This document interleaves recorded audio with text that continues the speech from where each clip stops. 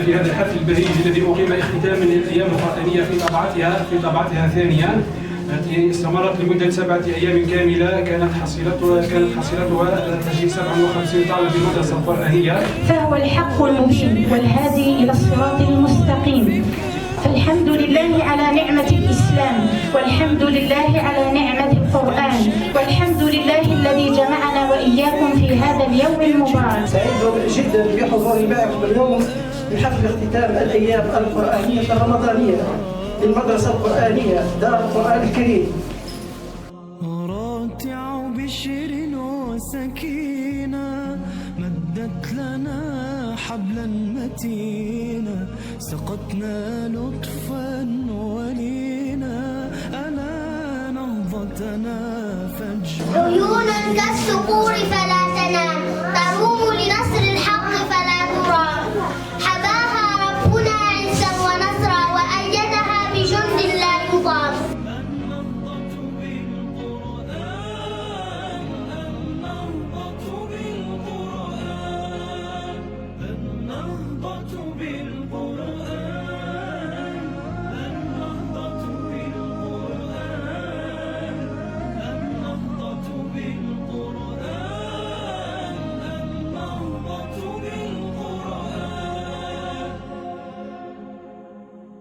كلام الله نما فينا بنهضة روح ومعينا، صبت في القلب لتسقينا، تزدنا إلا كتابا واحدا هو القرآن الكريم، هو قبل كل الكتب وفوق كل الكتب، هو الذي ينبغي أن يبقى معكم على امتداد حياتكم. ضموه إلى صدركم، ضموه إلى صدركم، واكتبوه في سبيلكم، صاحبوه ما كتب لكم الله من الحياة.